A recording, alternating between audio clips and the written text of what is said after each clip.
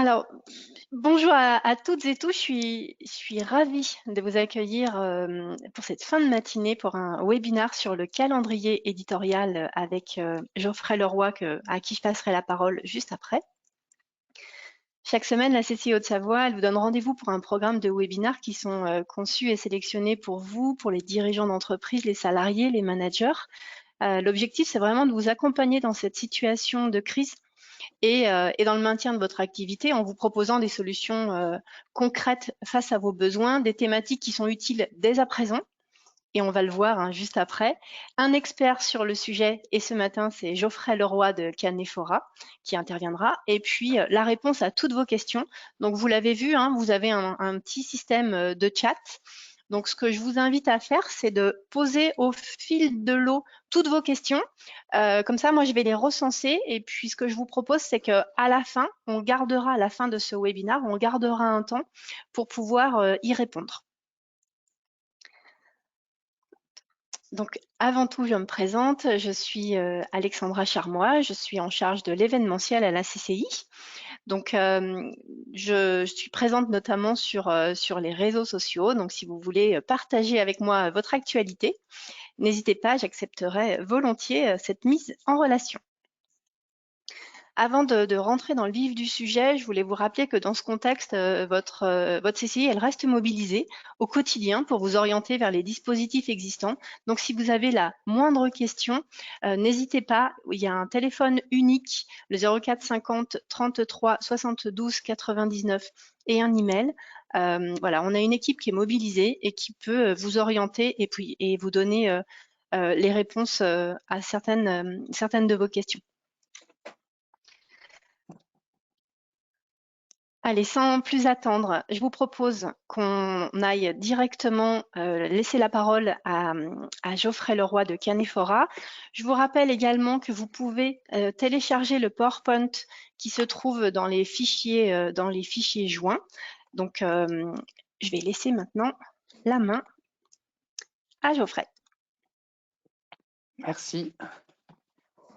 Bonjour à tous, donc j'espère que vous m'entendez aussi correctement. Effectivement, on va faire un petit tour sur le calendrier éditorial. Donc, le calendrier éditorial, c'est un gros sujet puisque on a beaucoup d'outils en fait à prendre en compte. Donc, on ne va pas forcément faire un point sur tous les outils.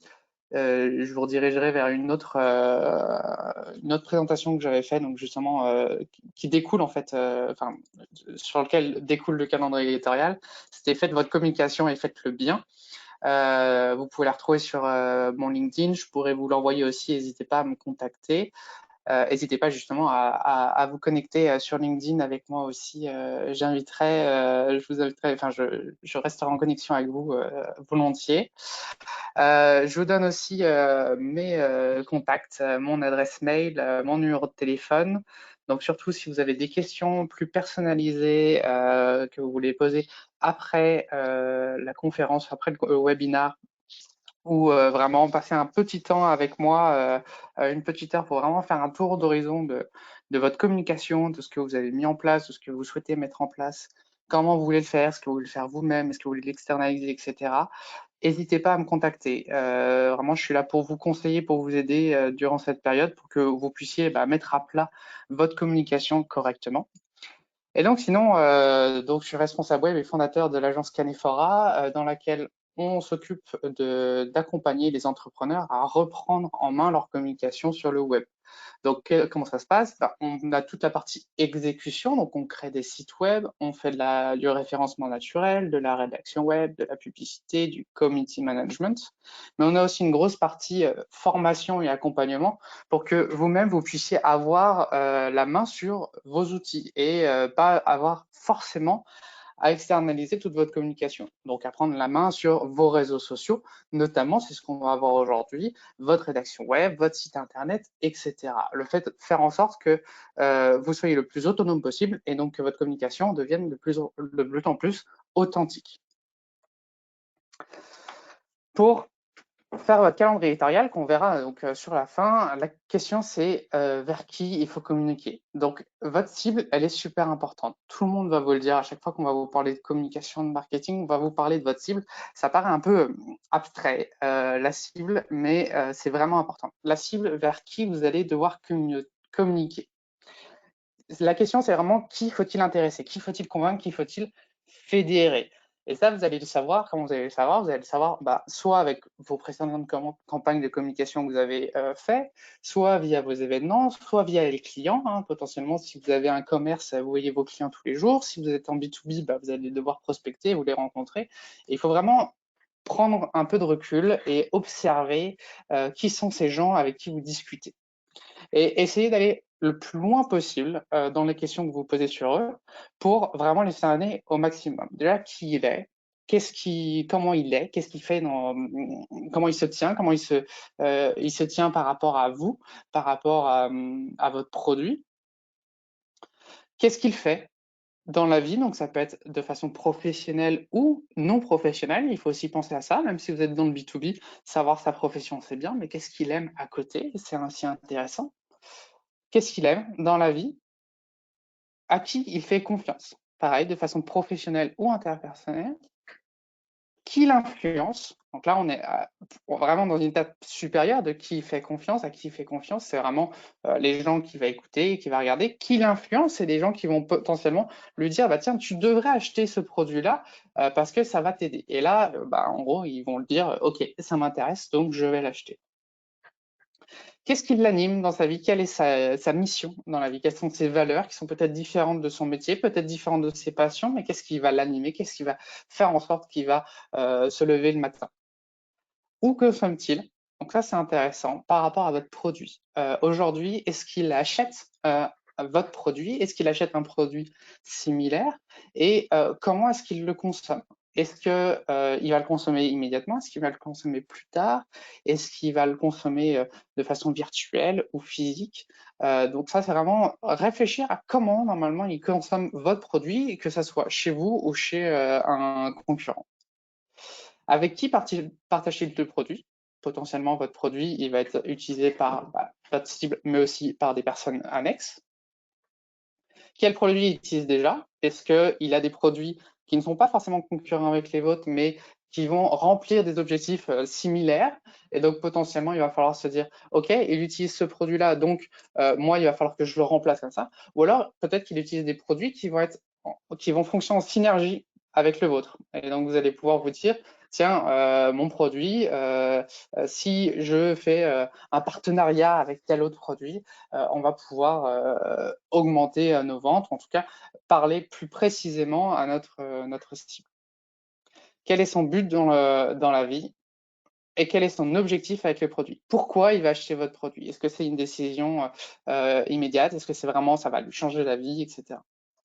Je vous ai laissé un petit lien pour aller plus loin encore, vraiment des questions qui poussent plus loin votre réflexion sur votre cible. Mais en fait, plus vous allez vous poser de questions sur cette cible, ou en tout cas peut-être même faire une petite recherche utilisateur, où vous allez vraiment lui poser des questions, ces questions-là, plus vous allez le connaître, mieux vous allez pouvoir communiquer vers lui de façon efficace. Et ça va être vraiment important.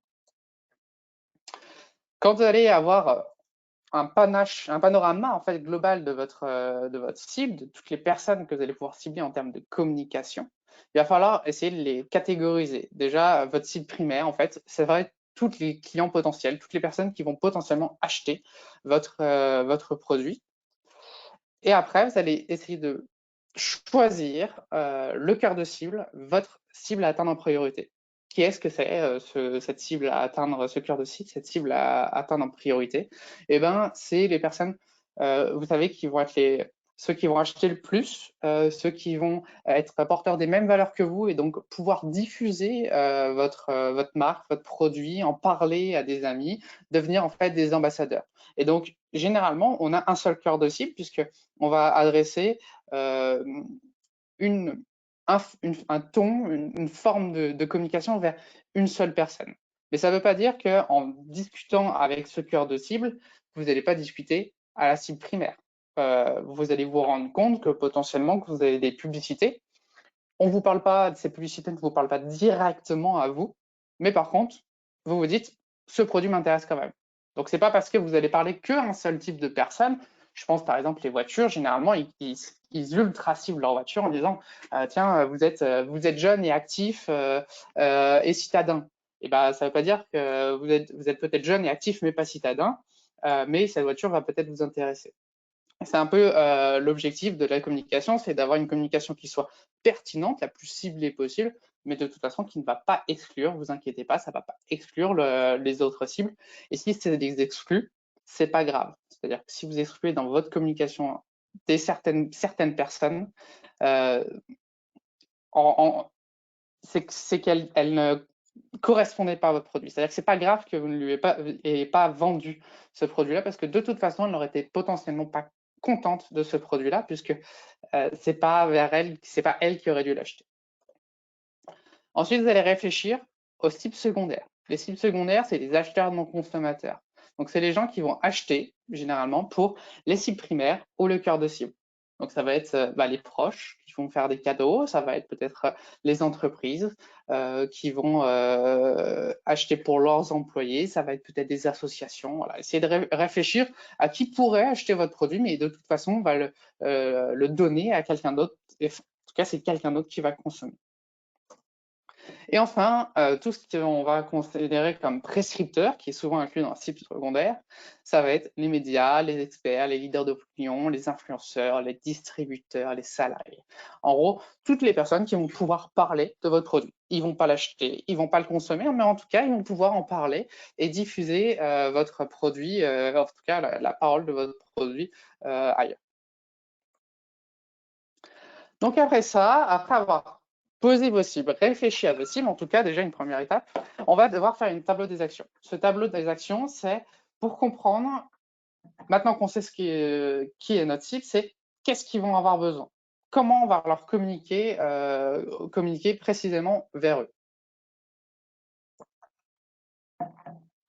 Donc on va faire ce tableau des actions, on va en fait lister toutes nos cibles. Toutes les cibles que vous avez trouvées, qu'elles soient cœur de cible, cible primaire, cible secondaire, prescripteur, vous allez toutes les lister pour pouvoir après définir pour chacune d'entre elles les objectifs, les contenus et les dispositifs. Donc les objectifs, c'est qu'est-ce qu'on veut que cette cible elle fasse? Est-ce qu'on veut qu'elle achète? Est-ce qu'on veut qu'elle en parle à quelqu'un? Est-ce qu'on veut qu'elle amène d'autres personnes à acheter, qu'elle les influence? Par quel contenu? Qu'est-ce qu'on va lui donner comme contenu de communication? Et par quel dispositif? Donc là, ça va être les outils. Est-ce que c'est réseaux sociaux? Est-ce que c'est du mailing? Est-ce que c'est le site internet? Est-ce que c'est de la rédaction web? Etc. Je vais vous faire un exemple un peu plus précis avec un exemple, donc un événement de BD qui se passerait peut-être sur Annecy. On va avoir listé toutes ces cibles, donc il y en a beaucoup plus, hein, je vous ai fait juste un résumé, mais par exemple les fans de BD locaux, les familles locales, les fans d'auteurs, de certains auteurs de BD, des fans de BD en règle générale, qui ne sont pas forcément d'Annecy, et les libraires. Donc pareil, plutôt les libraires d'Annecy, mais pas forcément, ça peut être libraire en France. Pour les fans de BD locaux, l'objectif, c'est juste de les prévenir d'un événement de BD local. Simplement, parce que de toute façon, ils sont fans de BD, donc il y a un événement BD, c'est cool. Si en plus c'est local, vous avez tout gagné. Donc il faut juste leur prévenir qu'il y a un événement. Avec quel contenu? Le programme du festival, le lieu, les horaires, les auteurs qui vont être présents, et surtout insister sur le côté local. Dire que voilà, ils n'ont pas besoin de faire des kilomètres pour aller à un événement de BD, et ça c'est super. Quel dispositif? On va utiliser les réseaux sociaux et le site du festival, la presse locale et les affiches. Et là, j'insiste bien, par exemple, sur presse locale, c'est que potentiellement, vous allez faire 2 communiqués de presse. Un communiqué de presse pour les gens d'Annecy, les journalistes d'Annecy, et un communiqué de presse sur le national. Les familles locales, on va les prévenir qu'il y a une sortie ludique qui est possible. Et ça, donc c'est une recherche quand même qui est importante pour les familles. Juste leur dire, voilà, c'est un événement qui vont être intéressants, qui vont pouvoir intéresser leurs enfants. Donc on va leur passer le programme, le lieu, mais insister sur le côté familial. Et là, comment on va faire? Parce que là, vous avez vu, sur les réseaux sociaux du site et le festival, on parle déjà aux fans des BD, c'est cool, il y a un événement en BD. Mais en fait, on va aller utiliser d'autres dispositifs pour les familles locales. On va aller aller chercher des forums dédiés aux familles, peut-être des forums locaux, des magazines de sortie, des petits magazines, voilà, les magazines qu'on peut avoir sur Annecy, Mocamag, des choses comme ça. Et potentiellement aller voir des influenceurs parents qui vont pouvoir dire « Ah, au fait, il y a un événement local à Annecy sur la BD qui pourrait intéresser vos enfants ». On va pouvoir cibler les fans d'auteurs aussi en leur prévenant uniquement de la présence d'un auteur, de leur auteur préféré. Avec quel contenu? On va faire la liste de tous les auteurs présents et peut-être mettre en avant chacun de ces auteurs-là. Le dispositif, là, on va utiliser le réseau social des auteurs, donc leur dire, au fait, ça serait bien que vous parliez de notre événement, et on va aussi utiliser les réseaux sociaux des éditeurs des BD pour leur dire, ça serait bien aussi que vous présentiez notre événement en disant qu'il y a un de vos auteurs, un auteur qui a édité chez vous, qui est présent. Les fans de BD en France, en tout cas plus loin que le local, on va les prévenir d'un événement de BD avec le programme du festival et potentiellement aussi, ça je ne l'ai pas noté, mais comment accéder au festival. Donc, par exemple, si c'est des gens qui sont sur Lyon, on va te dire que c'est juste à 2 heures de Lyon en train, donc n'hésitez pas à venir. Et le dispositif des réseaux sociaux, le BD et le site des médias de BD, globalement en France, tous les sites qui vont parler de BD, ça va être intéressant d'aller les contacter, et les maisons d'édition de chaque auteur pour leur dire n'hésitez pas à parler de notre événement BD. Et enfin, on va pas faire l'exemple avec les libraires. L'objectif, c'est qu'ils communiquent sur l'événement, donc ils deviennent prescripteurs de l'événement, avec le contenu des auteurs présents et le dispositif, les réseaux sociaux des libraires. Et là, pour chacune de ces cibles, on ne va pas leur faire communiquer de la même façon. Le libraire, par exemple, il va parler d'événements, mais son objectif, ça va être aussi de vendre. Donc dire, bah voilà, à cet événement, vous avez tel auteur, tel auteur, tel auteur, n'hésitez pas à venir voir les BD qui sont dans notre librairie. Donc voilà, ça c'est un exemple. Ce tableau des actions est très intéressant en fait pour pousser un peu votre réflexion sur comment nous communiquer et trouver justement d'autres contenus, en tout cas quel contenu il faut diffuser et d'autres dispositifs et d'aller au-delà de vos réseaux sociaux parce que souvent on a tendance à penser uniquement à Facebook ou à notre site internet et potentiellement vous voyez qu'il y a d'autres dispositifs que vous pouvez utiliser plus ou moins facilement. Hein. Faire un communiqué de presse, c'est enfin en tout cas faire de la presse. Un communiqué de presse c'est facile, mais faire en sorte que vous soyez publié, c'est plus compliqué, par exemple, mais aller sur un forum dédié aux familles, c'est assez facile pour vous. Et donc ça, c'est des choses que potentiellement, vous allez pouvoir identifier en faisant ce tableau parce que vous allez avoir dressé, aller plus en profondeur dans chacune de cibles et qu'est-ce qu'ils attendent comme contenu, comme information.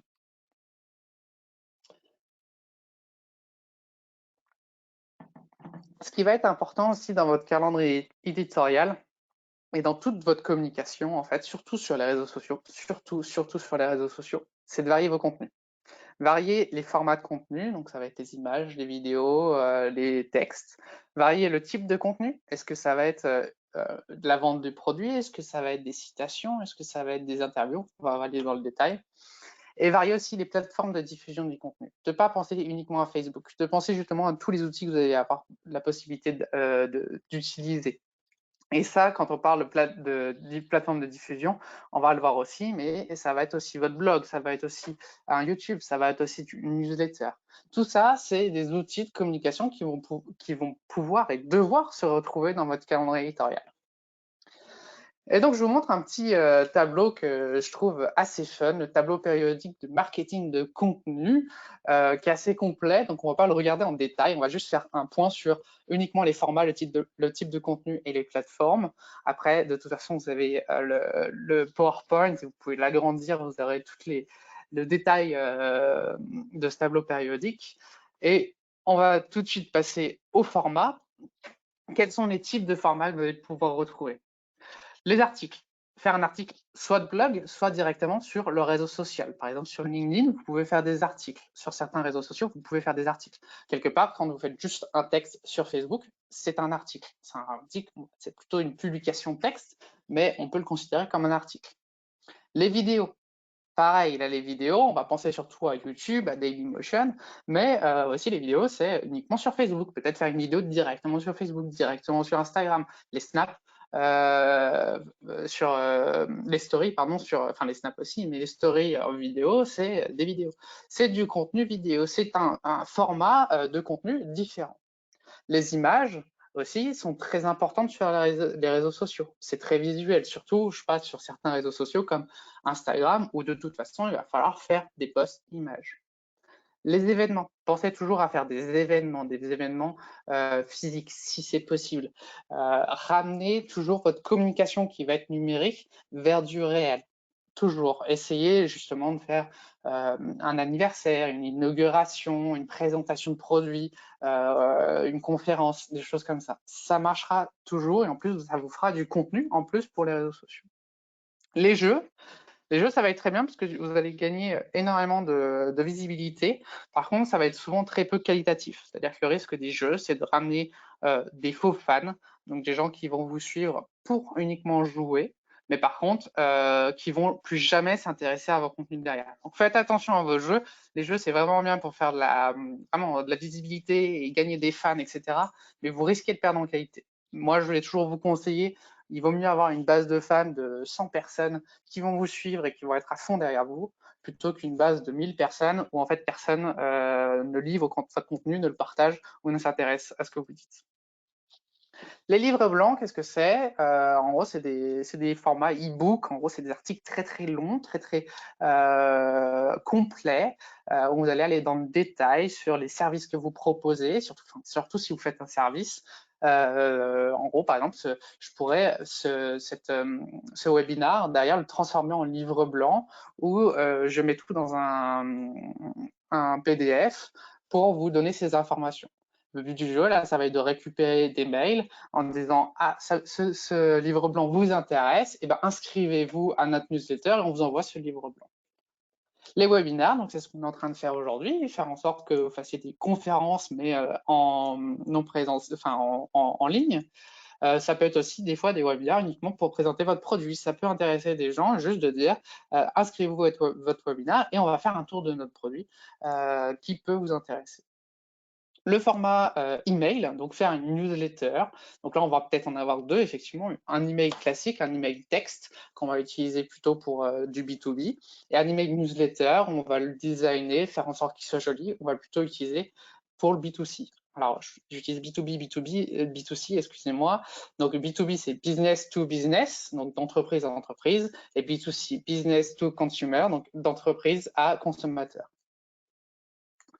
Présentation slide, donc potentiellement ce PowerPoint, je vais pouvoir l'utiliser dans du contenu, le rediffuser, c'est ce que je vais faire sûrement sur LinkedIn, en tout cas c'est ce que j'avais fait pour la conférence, le mettre en ligne et dire voilà, regardez ma présentation.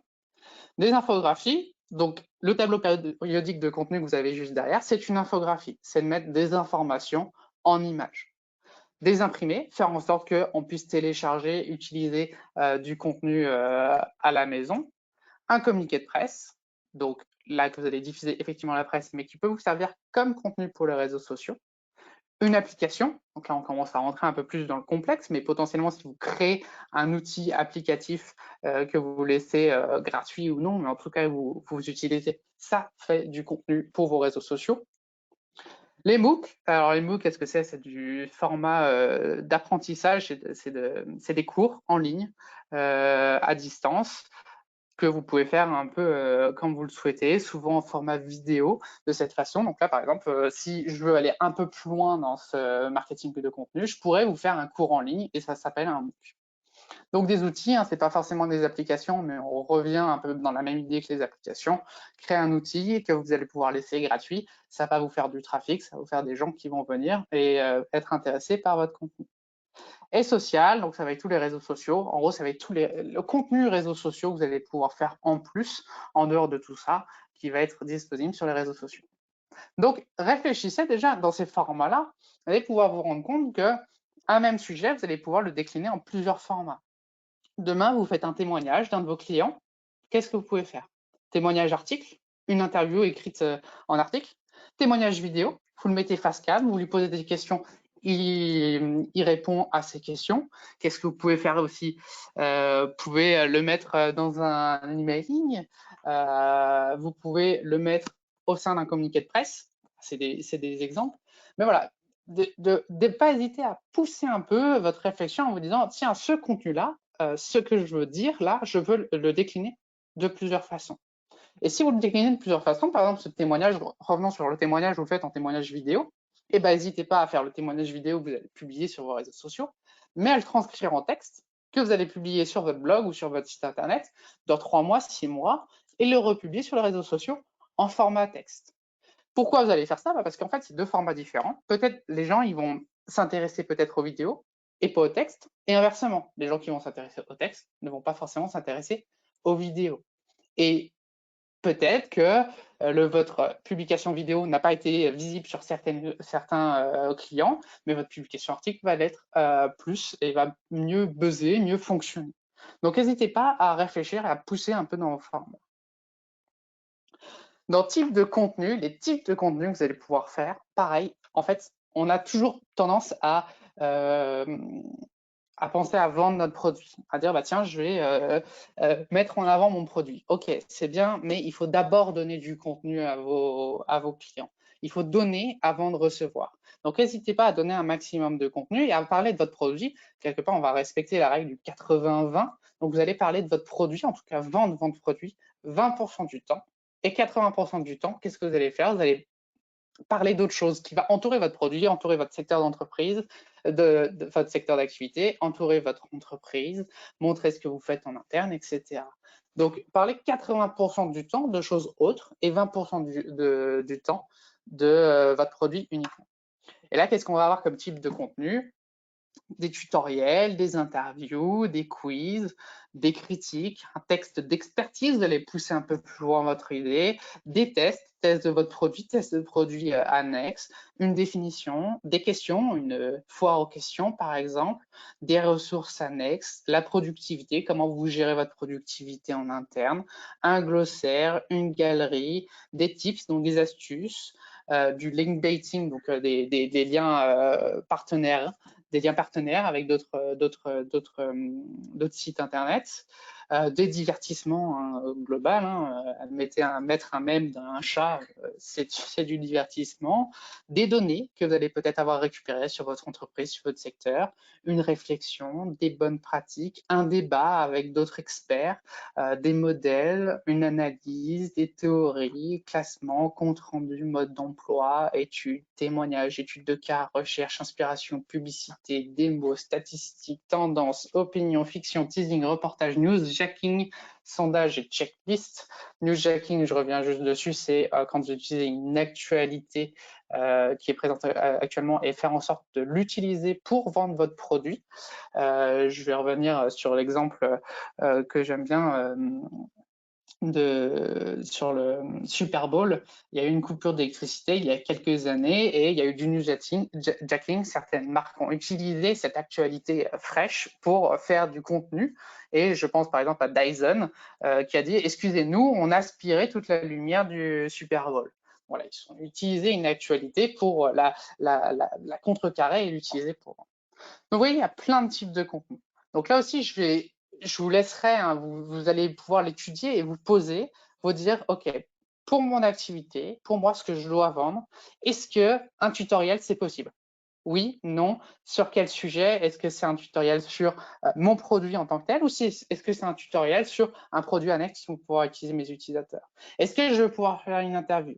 Oui, non. Une interview de qui? Une interview des salariés en interne, une interview de clients, une interview d'experts. Est-ce que je veux pouvoir faire un quiz, etc. Et vous allez passer en revue tous les types de contenus qui sont disponibles. Là, vous allez vous rendre compte que vous allez peut-être dresser une liste de plein de contenus que vous n'aurez jamais pensé avant.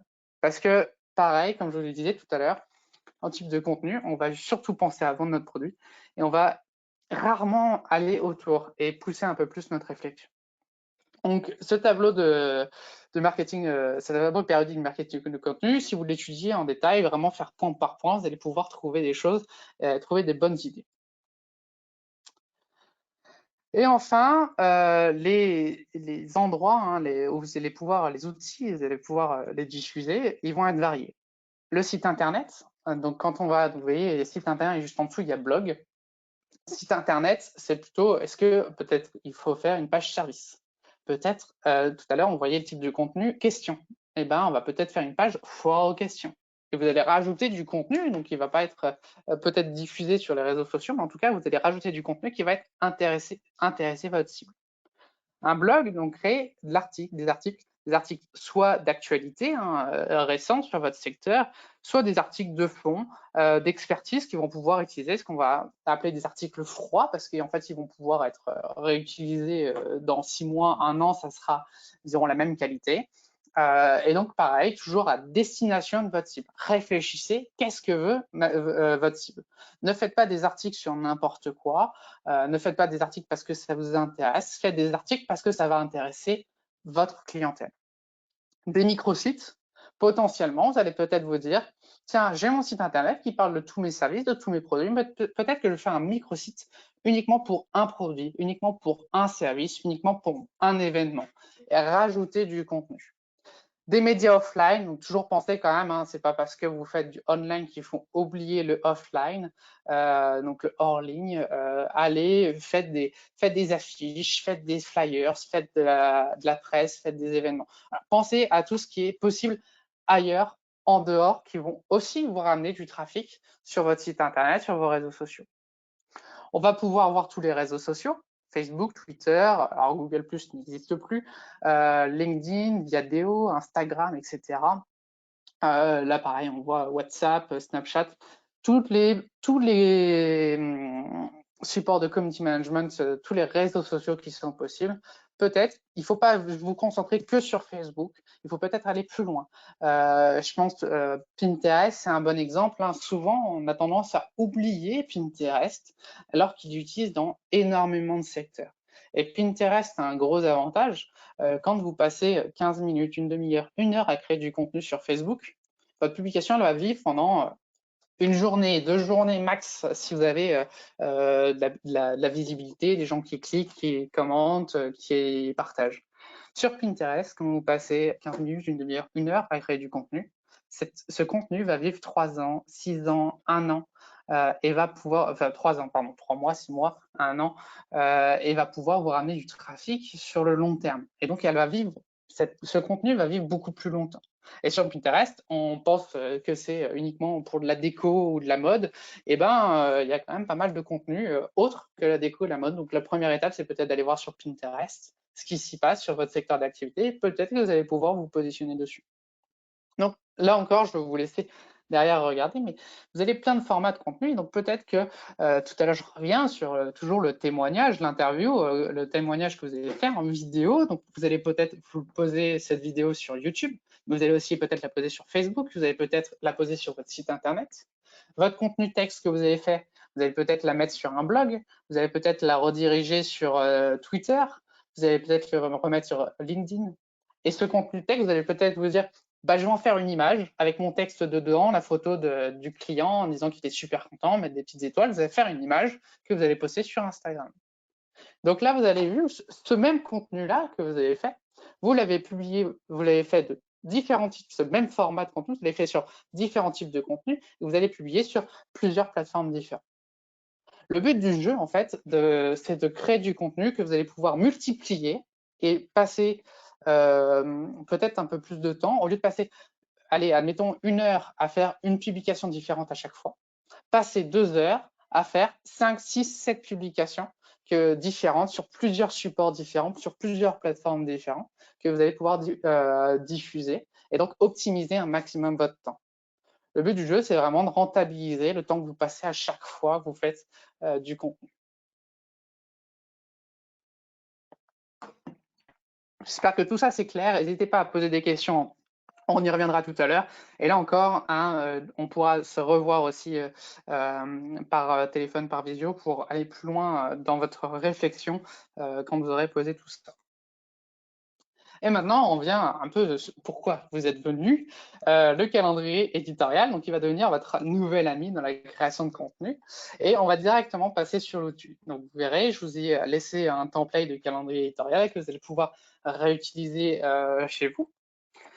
Et on va le parcourir. On va le parcourir ensemble. Donc déjà, sur la colonne de gauche, vous allez pouvoir retrouver la mois 1 semaine 1 et tous les jours, lundi, mardi, mercredi, jeudi, vendredi, samedi, dimanche. Après semaine 2, semaine 3, semaine 4, et là, on passe de nouveau au mois 2. Semaine 1, semaine 2, semaine 3, mois 3, etc.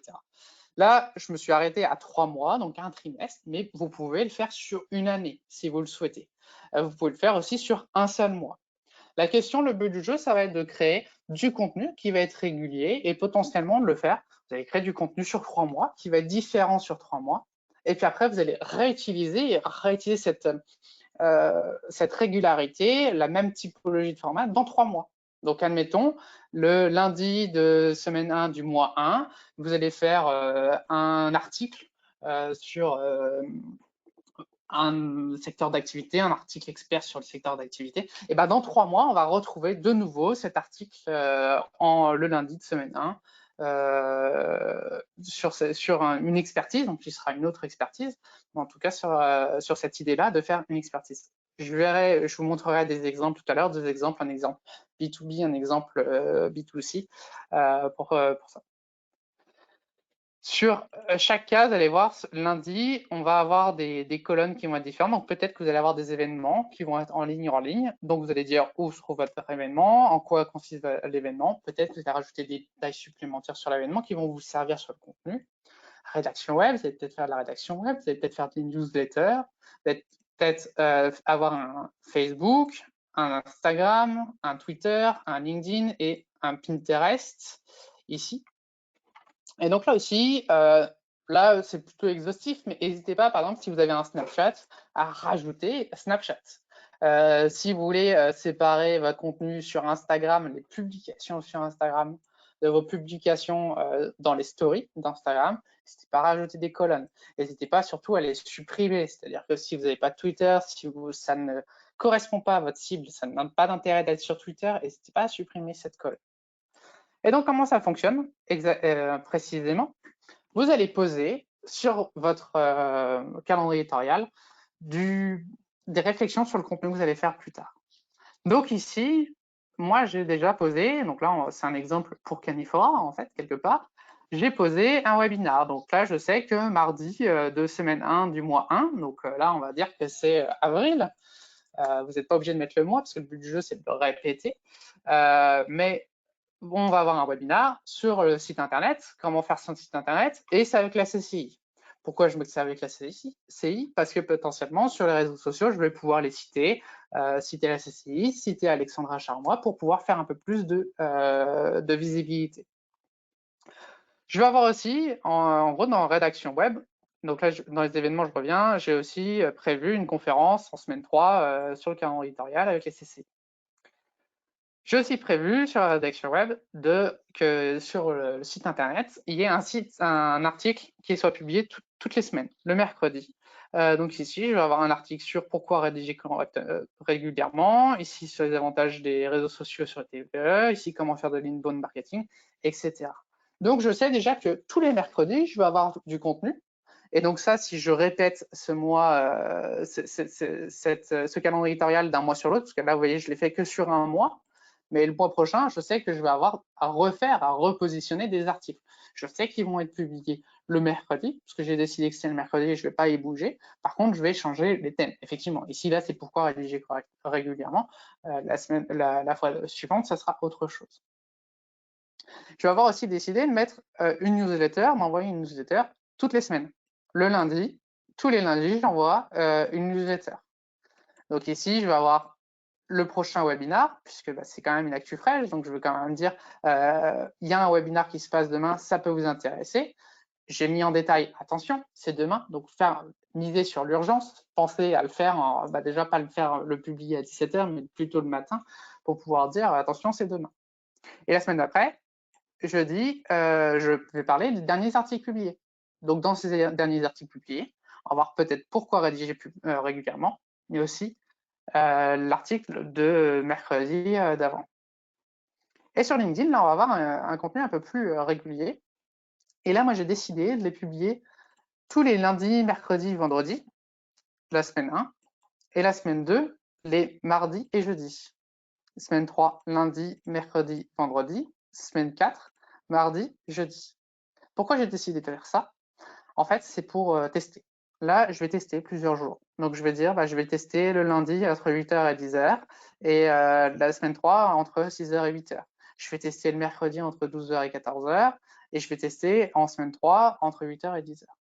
Et ça va me permettre en fait de varier mon contenu et de voir qu'est-ce qui fonctionne le mieux. Est-ce que mes publications fonctionnent le mieux le lundi, le mardi, le mercredi, jeudi, vendredi? Est-ce que ça fonctionne le mieux le matin, entre midi et deux? Et ça va, vous allez retrouver sur Internet des fois des horaires type pour poster sur chaque réseau social, mais il faudra toujours que ça soit cohérent avec votre cible. En fait, qui c'est qui connaît votre cible? En fait, c'est vous. Et à chaque fois que vous allez publier, vous allez pouvoir vous dire, tiens, à force, au bout de 3 mois, 4 mois, vous dire, ok, donc le lundi, ça marche pas du tout, donc j'arrête depuis le lundi. Par contre, le mardi, ça marche bien. Et est-ce que ça marche mieux le matin, le midi? Tiens, je remarque, ça marche mieux le matin. Et là, vous allez pouvoir peut-être décider, je poste désormais que le mardi et jeudi matin. Et donc ça, vous allez après avoir une calendrier éditoriale où ça sera uniquement les mardis et jeudis matin. Et là, moi, j'ai décidé donc de changer des formats régulièrement, image, texte, texte, image, texte, texte, texte, image. Donc là, effectivement, c'est déjà pour faire des tests, mais c'est aussi pour changer le type de format et donc intéresser un maximum les gens qui me suivent. Et donc peut-être qu'il y a des gens qui sont intéressés par mes formats texte sur LinkedIn et peut-être qu'ils sont plus intéressés par des formats images. Et peut-être qu'on va mettre aussi des formats vidéo pour changer.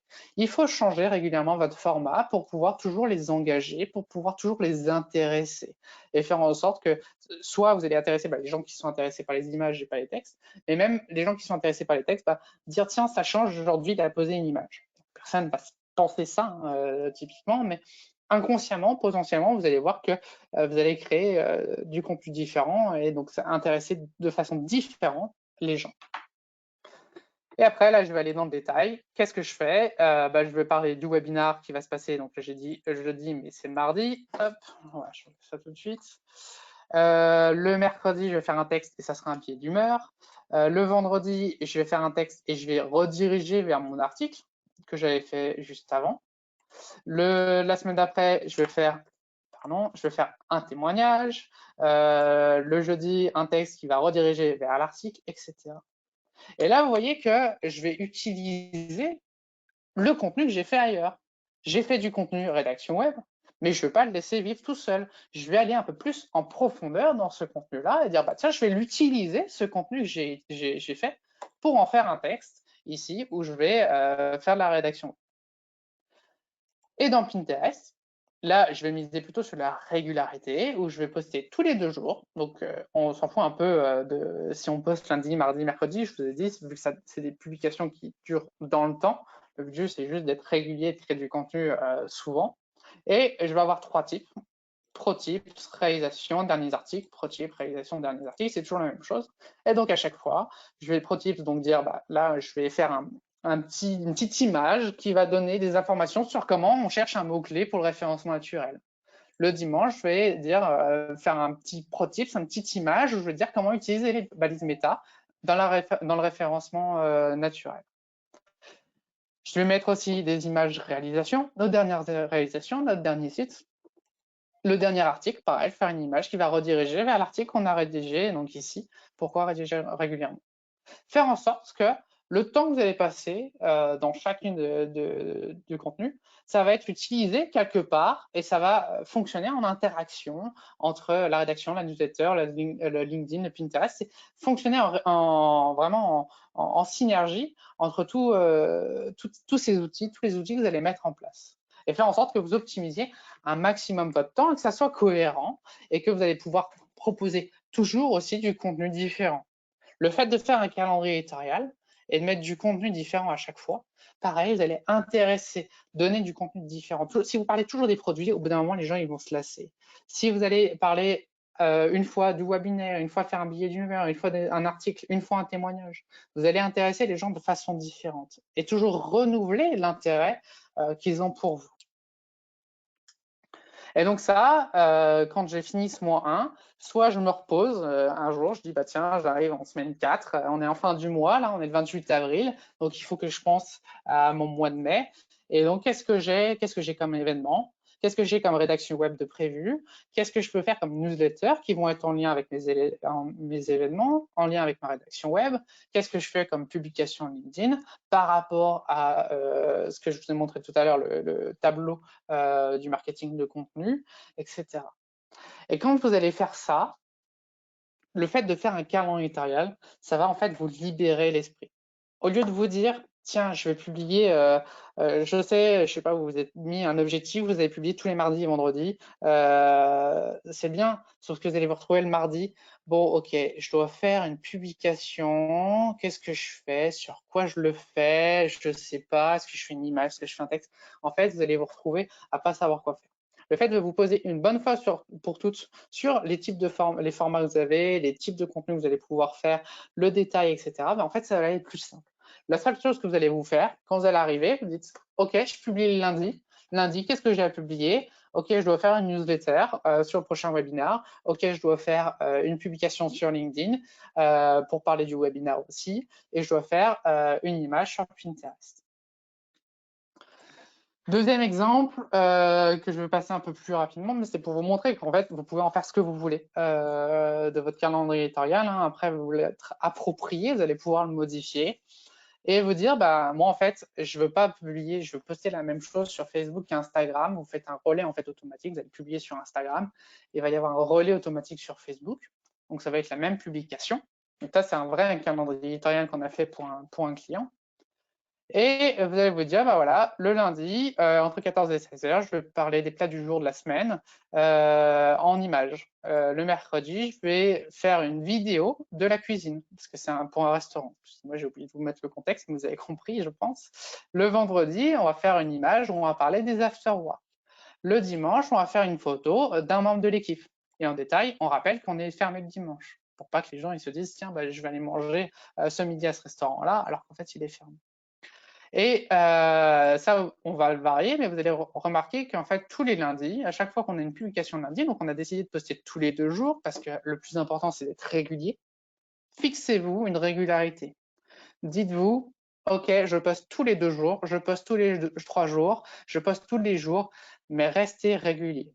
Ne faites pas un post tous les jours pendant 5 jours, puis après rien pendant une semaine, puis après un post tous les 2 jours. Non, essayez d'être le plus régulier possible et de vous poser des objectifs de régularité et plutôt de vous dire, OK, j'ai décidé de poster tous les jours, mais c'est trop long, c'est trop compliqué pour moi, j'y arrive pas. Et ben, passez à une fréquence d'une fois tous les 2 jours. Gardez cette régularité, c'est important et pour les algorithmes, notamment Facebook, et surtout pour garder toujours justement entraîner votre communauté et faire en sorte que vous ayez du contenu. Et donc je vous disais, là on a dit on poste tous les 2 jours et donc à chaque fois que c'est le lundi, on va parler des plats du jour de la semaine. Lister un plat du jour de la semaine.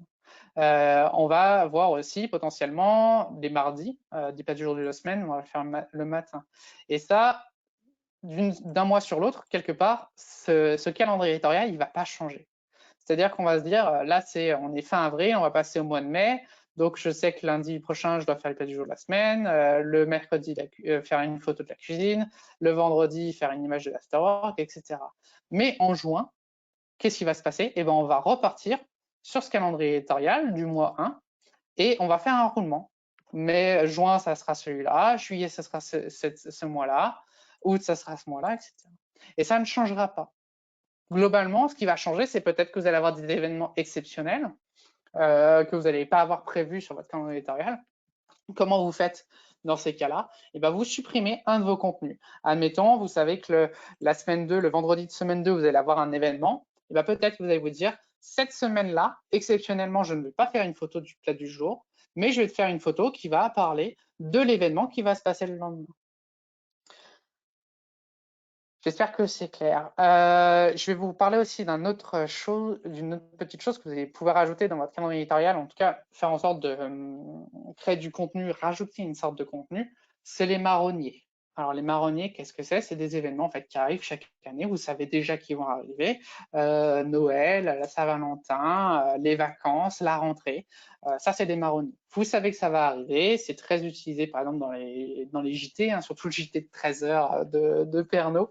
Vous allez pouvoir retrouver en fait tout le temps les mêmes reportages d'une année sur l'autre. Et ils vont juste changer la ville où ils vont faire. Ils vont parler de la rentrée, mais de façon différente, pas dans le même magasin. Je ne sais. En fait, vous allez pouvoir utiliser les marronniers potentiellement pour faire du contenu. Vous savez déjà que vous allez avoir la Saint-Valentin, peut-être que vous allez faire du contenu sur la Saint-Valentin. Par contre, ces marronniers, ça vous fait du contenu, des idées de contenu assez facilement. Par contre, attention à ne pas les utiliser, les utiliser à bon escient. Parlez de la Saint-Valentin uniquement si vous avez un lien avec la Saint-Valentin. Ne parlez pas de Saint-Valentin si vous vendez des ordinateurs, parce que on s'en fout, il n'y a pas de rapport. Parlez de Saint-Valentin, effectivement, si vous vendez des fleurs, si vous vendez du chocolat, si vous vendez des choses qui vont être en rapport avec votre clientèle. Qu'est-ce que veut votre clientèle? Est-ce que votre clientèle qui va acheter votre ordinateur, elle veut que vous parliez de la Saint-Valentin? Non. Et donc, c'est pas cohérent. Et donc là encore, c'est des événements spéciaux. Donc là, vous allez avoir votre calendrier éditorial qui va être fait d'un jour sur l'autre, mais vous allez remplacer dans votre calendrier éditorial votre événement spécial marronnier pour parler de Noël, de la Saint-Valentin, de la rentrée, etc.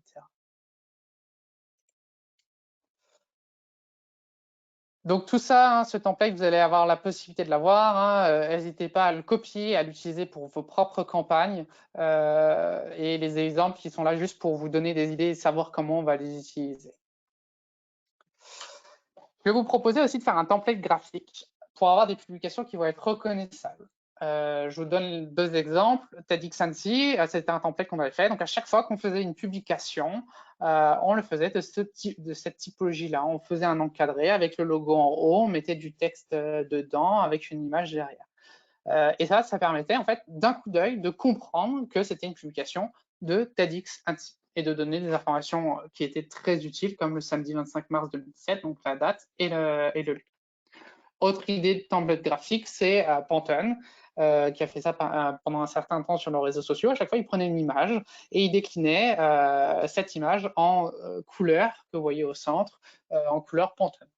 Et donc là, d'un seul coup d'œil, on voyait que c'était une image Pantone et ça correspondait bien avec leur calendrier éditorial, avec leur ligne éditoriale. Alors, soit vous le faites avec des logiciels comme Photoshop parce que vous avez les outils, soit vous allez utiliser Canva.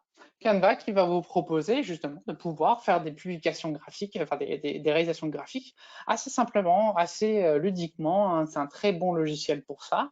Et il va même vous proposer, vous voyez juste à côté, là sur la gauche, des templates déjà prédéfinis qui vont vous donner un design. Vous aurez juste à changer l'image, le texte dessus. Ce que je veux vous conseiller quand même, c'est de ne pas changer de template à chaque fois. À chaque fois que vous faites une publication, de prendre un nouveau template. Ce que je veux vous conseiller, c'est quand même de choisir un ou deux templates maximum et de tout le temps utiliser les mêmes. Pareil, justement pour garder une cohérence graphique d'une publication à l'autre et de comprendre de quoi on parle. Que c'est vous, enfin, comprendre que c'est vous qui parlez et pas quelqu'un d'autre. Et ça, je veux aussi quand même le nuancer. Si vous avez des belles images qui montrent votre produit, qui montrent le lieu où vous êtes, etc., ne faites peut-être pas de template. Mettez juste votre image, votre photo qui va être très jolie, qui va fonctionner d'elle-même. Et le but du jeu, c'est aussi de partager. Le fait de faire un template graphique, c'est bien parce que vous allez être reconnaissant, on va comprendre que c'est vous, mais potentiellement, on va moins vous partager.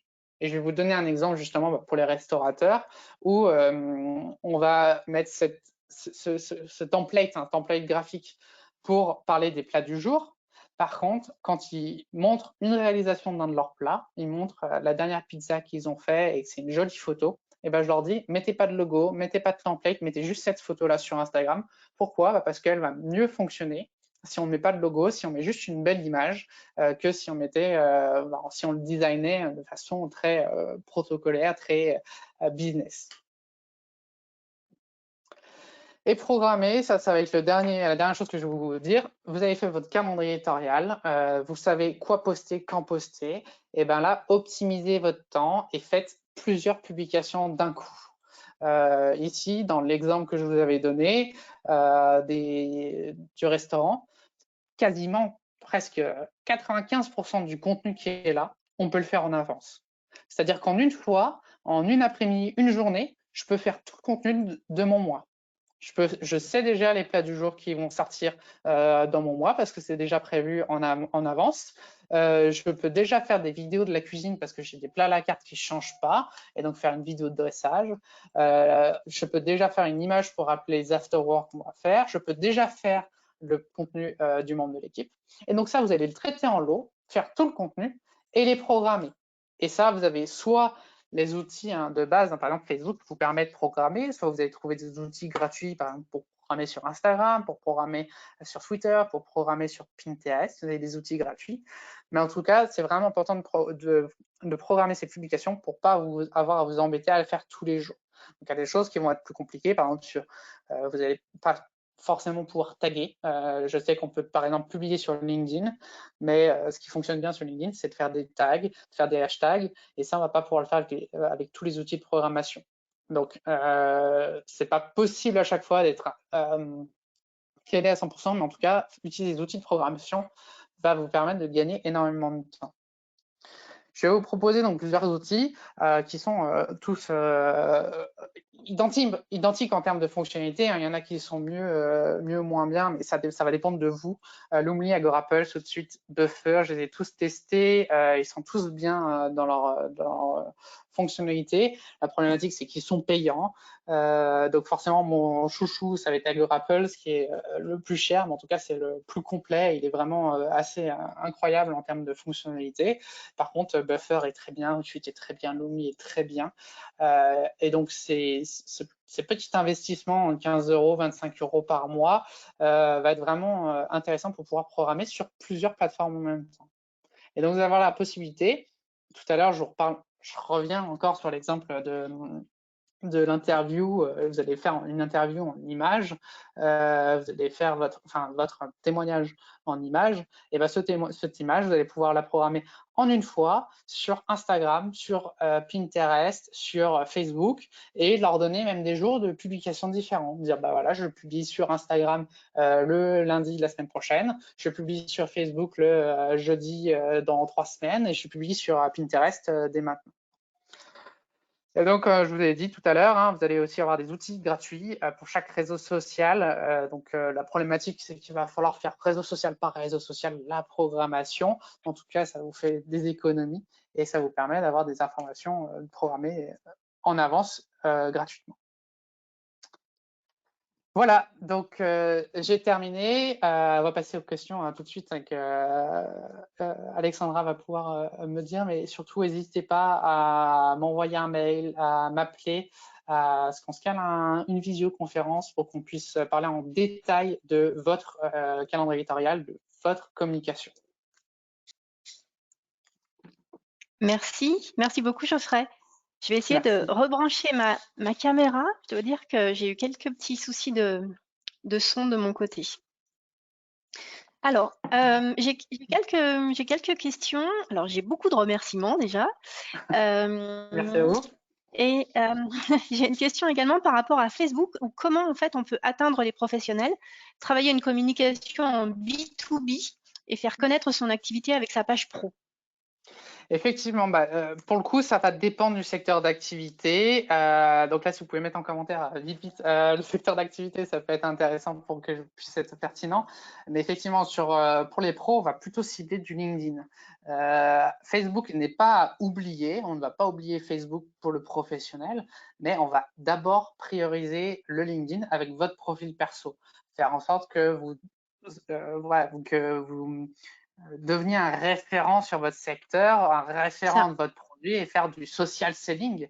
C'est comme ça que ça s'appelle, de la vente sur LinkedIn. C'est une personne en fait qui fait de la rédaction web et du référencement. Exactement, d'accord. Rédaction web, effectivement, il faut quand même privilégier d'abord le LinkedIn, ça va être la priorité.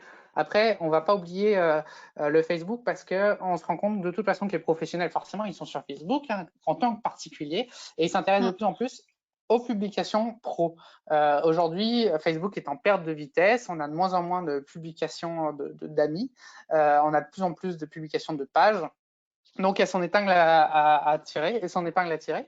mais voilà, privilégiez d'abord LinkedIn et ensuite Facebook, où vous allez avoir la même, varier le contenu toujours en réfléchissant qu'est-ce que veut ma cible. Donc effectivement, vous êtes rédacteur, donc qu'est-ce que va vouloir votre cible? C'est déjà de comprendre comment on fait de la rédaction, comment on optimise son contenu, comment on le diffuse peut-être sur les réseaux sociaux, pour partager ce qui peut être voilà, des articles, partager des témoignages, des vidéos. Il y a quand même pas mal de choses à faire. Vraiment, il faut se positionner sur le tableau des actions et après sur le calendrier éditorial. D'accord. Et d'ailleurs, à ce propos, je voulais faire une petite aparté, mais CCI Formation également propose des formations notamment sur Facebook, sur comment j'anime ma page pro.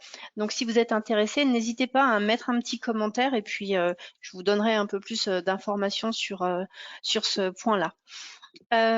Alors, autre question qui sont en fait pendant cette période justement de confinement. À quelle fréquence est-ce qu'on peut faire des posts? Est-ce que c'est trop, pas assez? Est-ce que voilà, on garde la même fréquence qu'habituellement ou est-ce qu'on change un peu notre façon de publier sur le web et les Alors oui, réseaux? effectivement, de toute façon, on va changer.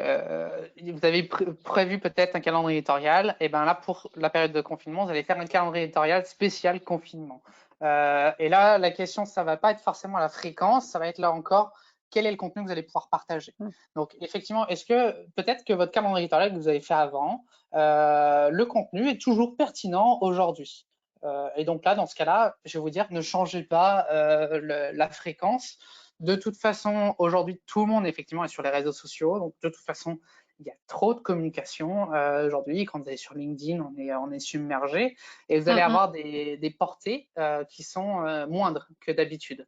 Mais c'est pas grave. De toute façon, il vaut mieux communiquer, avoir une portée moindre, donc avoir moins de gens qui voient, mais communiquer quand même. Et là, la question, c'est vraiment, est-ce que votre contenu est pertinent pour cette période? Donc, peut-être que vous ne pourrez pas vendre durant cette période, mais c'est pas grave, il faut continuer à peut-être proposer du contenu. Et là, par exemple, moi, de proposer, au lieu de faire des conférences, moi, je fais des conférences en physique, de proposer des webinars. Donc, je propose du contenu, donc c'est la même chose, c'est la même idée derrière, c'est de donner de l'information, mais je change juste d'outil. Ok. Encore une question, c'est justement sur la programmation du contenu. Est-ce que combien de temps à l'avance est-ce qu'on peut faire ces posts au maximum? Autant, oui. Est-ce qu'on peut se dire on le fait sur un an? Ah oui, oui, clairement, vous pouvez le faire sur un an. Il y a même des techniques, les meilleurs posts, les meilleures publications que vous avez eues où ça a bien buzzé, et en fait que c'est du contenu froid, donc justement qui pourra être réutilisé dans 3 mois, 6 mois. Et des fois, il faut les republier, dire tiens, ce post il a bien fonctionné, donc on va déjà le programmer pour dans un an et demi. 6 mois, je ne sais. Les utilisateurs vont avoir oublié et donc ils vont être de nouveau intéressés.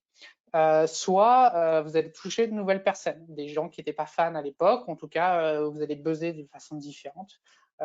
Donc oui, vous pouvez publier, je vous parlais des marronniers tout à l'heure, si vous déjà vous savez que vous devez vendre pour Noël, faites vos publications de Noël dès maintenant. Ok. La question, Quel type? excuse-moi, je rebondis Pardon. encore dessus.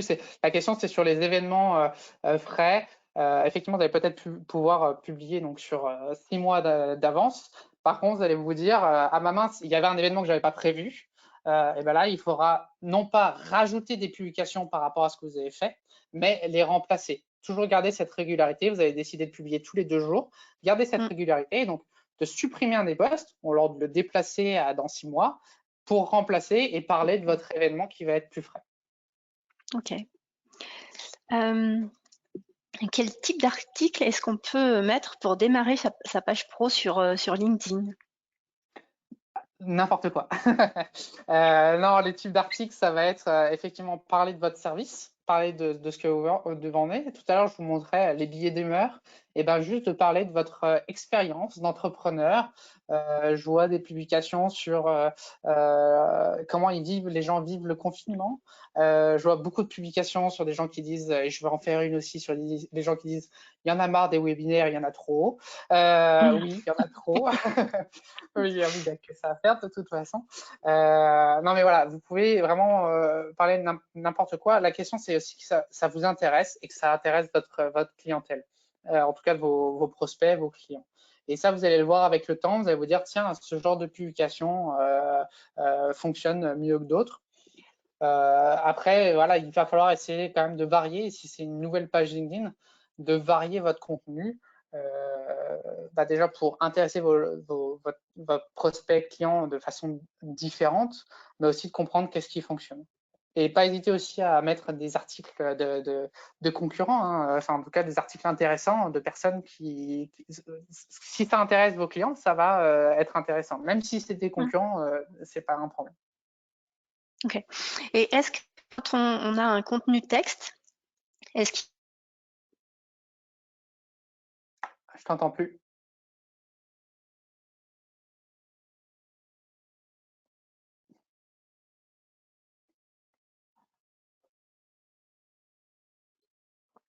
Ça avait l'air peut-être une question intéressante.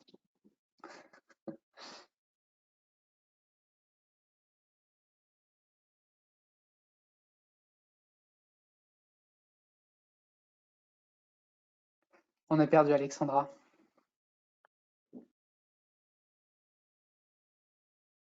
Bon, je vais meubler en parlant peut-être, en répondant à la question. En tout cas, j'espère.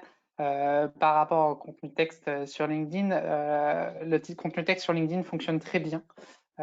Aujourd'hui, il faut essayer d'utiliser plein d'éléments de complémentaires à votre texte, donc des émoticônes, des hashtags, de taguer les gens, de mettre les liens par exemple en commentaire, c'est ce que je fais pour faire tourner à côté de l'algorithme et faire comprendre, enfin faire croire à l'algorithme que c'est juste du texte et qu'il n'y a pas de lien.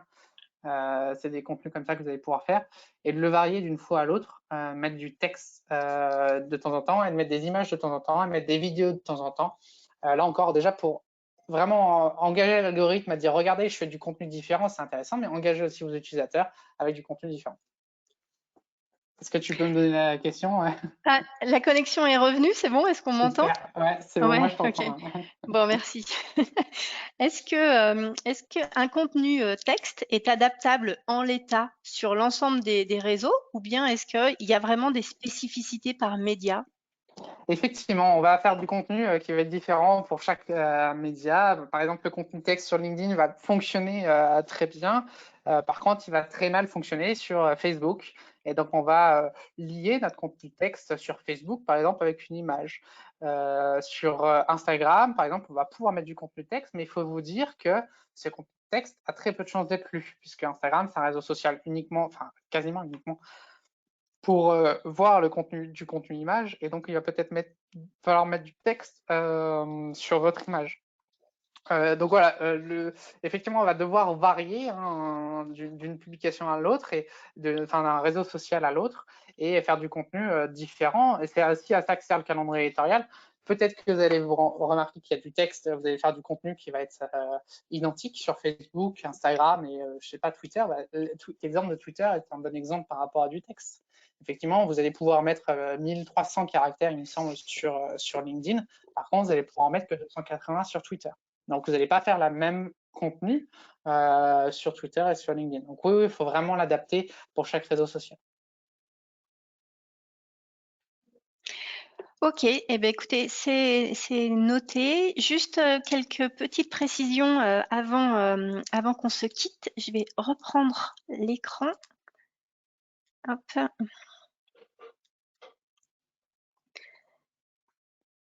Je voulais en fait vous donner 2 dates.